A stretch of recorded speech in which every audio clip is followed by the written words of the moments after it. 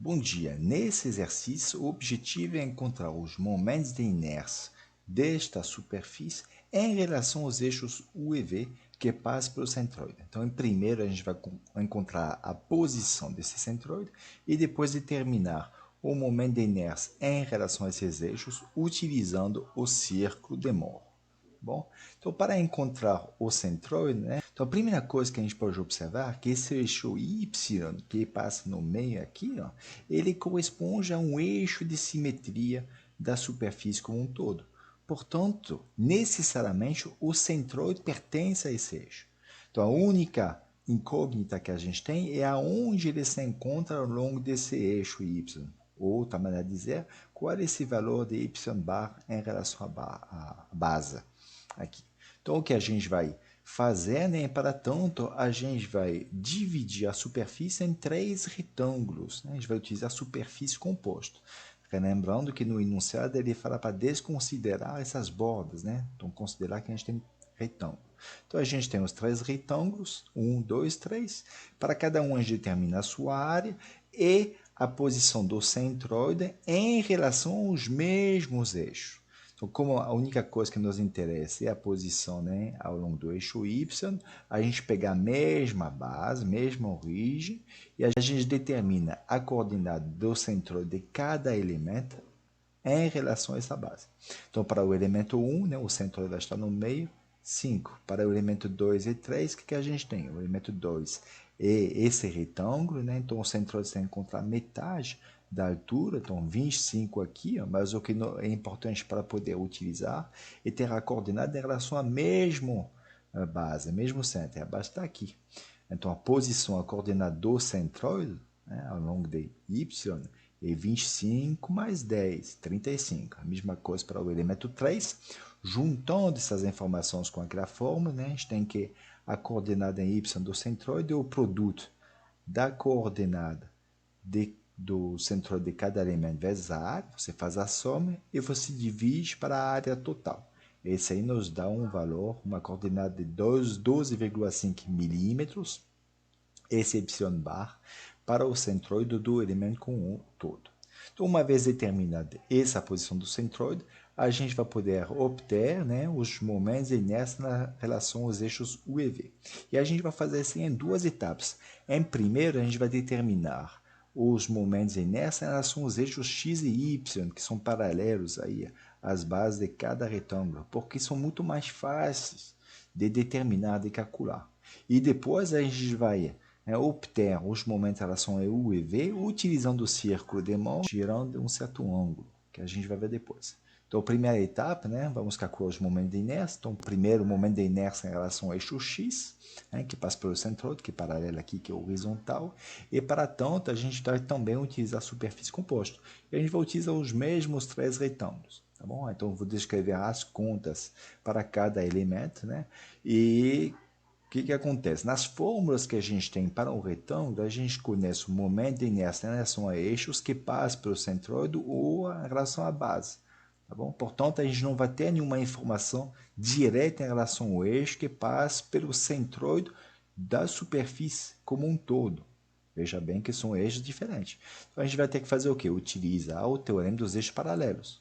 E para utilizar o teorema dos eixos paralelos, a gente tem que utilizar o momento de inércia de um eixo paralelo àquele que nos interessa, mas que passa pelo centroide do seu elemento, da sua superfície de interesse. Aqui estou o elemento 1, então eu preciso, né, ter o momento de inércia em relação a esse eixo x1. Veja bem, esse eixo x1 não é esse aí.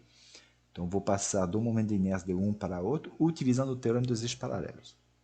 Bom, esse eixo x1 passa pelo centroide justamente do elemento 1 e a gente tem, né, fórmula tabuada para isso, que é 1 sobre 12, a base vezes a altura, e 1 dos dois termos eta potência ao cubo. Qual dos dois? Basta olhar em relação a qual eixo você está calculando o momento. Calculando em relação a esse eixo, pela própria definição do momento de inércia, o que é importante é a distância perpendicular àquele eixo, a distância da superfície até aquele eixo. Então, a gente vê que aqui, essa distância é representada por, né, pela altura aqui de 10. Então, esse parâmetro 10 que tem que ter mais importância, né, dentro da minha conta. Por isso que ele está a potência ao cubo. Então, esse é o momento em relação a esse eixo. Eu vou utilizar o teorema dos eixos paralelos, né, que me diz que o momento de inércia em relação a qualquer eixo ele vai ser igual ao momento de inércia em relação ao eixo paralelo que passa pelo centroide, que é aquele aí, mais a área do meu elemento, ok? Vezes a distância entre os dois eixos ao quadrado. Então, a distância entre os dois eixos é o quê? 12,5 menos 5 ao quadrado. Esse aí me dá esse valor. Bom, de maneira análoga, eu vou fazer a conta para o elemento 2. E, por simetria, né, a gente vê que o resultado do elemento 3 vai ser o mesmo. Então, para o elemento 2, esse termo, né, ele corresponde ao quê? Ao momento de inércia de um eixo paralelo a x que passa pelo centroide 2. É a ordenada, né, do centroide do elemento 2 não é a mesma que a ordenada do centroide geral. A gente já sabe. Então, por isso que a gente vai ter que utilizar também o teorema dos eixos paralelos. Então, esse aí é o momento de inércia em relação a esse eixo x2. Veja bem que o importante, né? O parâmetro que corresponde à distância perpendicular a esse eixo, 50 milímetros. Então, esse aí que vai ser o cubo. E a gente tem a área mais a distância entre os dois eixos ao quadrado. Esse aí dá o resultado. Uma vez que você determinou os momentos de todos os elementos em relação ao mesmo eixo, esse aí que é importante, aí ó, você pode fazer a soma de tudo para encontrar o momento total em relação àquele eixo. Beleza? Então, esse aí foi para o momento em relação ao eixo X. Vamos ver, né, de maneira condensada a mesma forma para o momento em relação ao eixo Y. Para o elemento 1, o eixo Y ele passa pelo centro D, para o centroide do elemento 1. Então, basta ter essa fórmula, né? Aí veja bem que o cubo corresponde à distância 300, porque essa distância aqui, esse parâmetro que corresponde, né, à distância perpendicular ao eixo Y. Beleza? No caso do elemento 2 e 3, a gente vai ter a mesma coisa, mas a gente vai precisar utilizar o teorema dos eixos paralelos, porque o eixo que passa pelo centroide, que eu chamei y2, não é o mesmo que y. Aí, para y2, a fórmula, né, da tabuada, tabelado, eu dizer, e a gente tem que adicionar a área vezes a distância entre os dois eixos ao quadrado. Então, a distância entre os dois eixos é o quê? 150 menos 5, 145 ao quadrado. E quando você obteve todos os momentos em relação ao mesmo eixo, você soma tudo, porque é superfície cheia, né? Não é buraco, e aí você obtém o valor do momento em relação ao eixo y. Agora, para poder utilizar o círculo de Mohr, somente os momentos de inércia não é suficiente. A gente precisa também determinar o produto de inércia em relação aos eixos, aqueles eixos, né? x, y, no caso. Então, para isso, né, vou continuar com a superfície composta. Eu vou calcular o produto de inércia em relação a esse par de eixos, x, y, para cada elemento e fazer a soma. Tá bom? Então, para o elemento 1, esse produto de inércia é nulo. Por quê? Basta ter um desses eixos sendo um eixo de simetria daquele elemento para o produto ser nulo. É o que acontece justamente no eixo y. O eixo y é um eixo de simetria para o elemento 1. Então, o produto aqui vale zero. Para o elemento 2, né, vou ter que fazer o quê? Utilizar o teorema dos eixos paralelos também. Né? Então, o teorema dos eixos paralelos ele relaciona os produtos de inércia, né, de dois pares de eixos que são paralelos, né, e que passa pelo centroide justamente do seu elemento. É muito parecido com os momentos. Então, a gente tem isso aí, o produto que me interessa em relação a xy vai ser igual ao produto em relação aos eixos que passam pelo centroide do elemento 2, mais a área vezes as coordenadas desse centroide em relação ao ponto que me interessa. Ok? A origem aqui que me interessa. Então, a coordenada aqui em x é o que? Menos 145. E a altura é essa diferença que a gente já obteve. Tá bom?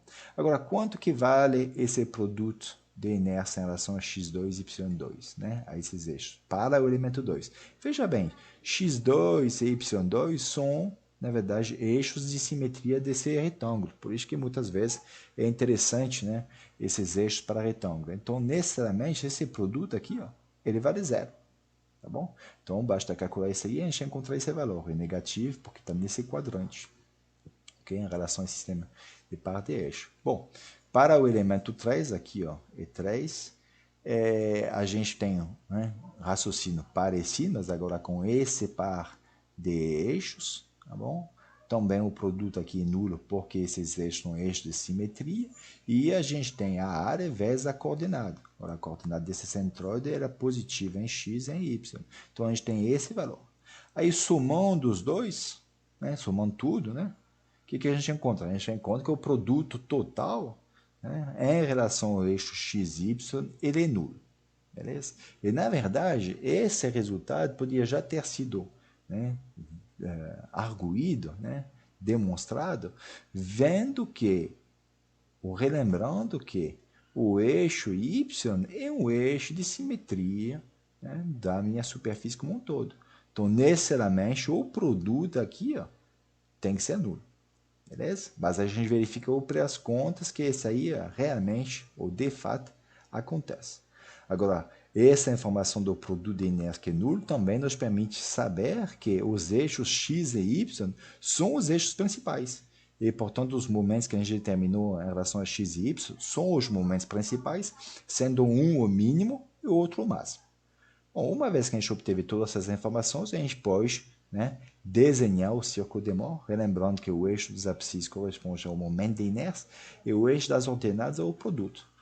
Como os pontos em x e y são eixos principais, eles vão corresponder, né, ao menor e maior momento, né, possível, quer dizer, a esses pontos aqui, a interseção, né, do círculo com o eixo dos abscissos. A posição do centro do círculo, né, é a média, né, dos momentos de inércia, está no meio aqui, ó, e o raio, né, também obtido facilmente. Bom, uma vez que a gente tem isso aí, a gente pode agora utilizar o círculo de Mohr para responder à pergunta. Tá bom? E o que acontece? Os eixos U e V, eles são obtidos no mundo, né, no real, né, na superfície, fazendo uma rotação dos eixos x e y por 20 graus no sentido horário. Então, o que a gente tem que fazer no círculo de Mohr? No círculo de Mohr, portanto, a gente vai ter que, né, girar o diâmetro correspondente a x e y, né, nessa posição aqui é mais fácil porque é o diâmetro aqui horizontal, mas se fosse numa outra posição faria o mesmo tratamento, você pegar esse diâmetro e você vai girá-lo, né, rotacioná-lo em torno do centro, né, porque é um diâmetro, no mesmo sentido, então aqui no sentido anti-horário, e de um ângulo que corresponde ao dobro do ângulo do mundo real, então 40 graus. Então, girando esse diâmetro de 40 graus, a gente encontra dois novos pontos. Esses novos pontos vão corresponder aos eixos U e V, tá bom? E as suas coordenadas vão corresponder aos momentos e produto de inércia relacionados a esses eixos U e V. Bom, como saber quem é U, quem é V? Então, o que acontece? Esse ponto M, né, a gente pode revelar aqui, ó, ele corresponde às coordenadas, né, ou ele está relacionado ao eixo X. Então, quando eu passo desse ponto M ao ponto M', girando aqui no círculo de Mohr de 40 graus, no mundo real eu girei de 20 graus. E se você olhar o desenho, você vai encontrar que você vai chegar no eixo U. Então, esse ponto M', ele está relacionado ao eixo U. E no ponto N', que está diametralmente oposto, vai estar relacionado ao eixo V. E, portanto, as coordenadas, né, vão ser relacionadas aos momentos relativos. Como calcular esses momentos? Né? Então, o momento em relação ao eixo U e a abscissa desse ponto, M'. O momento em relação ao eixo V vai ser a abscissa desse ponto N'. Veja bem que a abscissa é da origem aqui, ó, tá bom? Não erre a partir disso aí, esse é um erro comum, é daqui até aqui. Como calcular? É trigonometria simples, ou geometria simples. No caso, vou utilizar as informações que eu tenho do centro. Né? Essa distância para obter IU vai ser o que? Igual ao quê?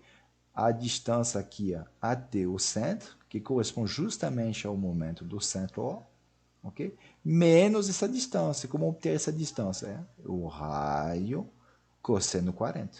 E aqui a gente vai acrescentar essa distância. Raio cosseno 40. Então aqui a gente obtém de maneira simples o momento de inércia em relação ao eixo U e ao eixo V. Tá bom? Fazendo a subtração e a adição.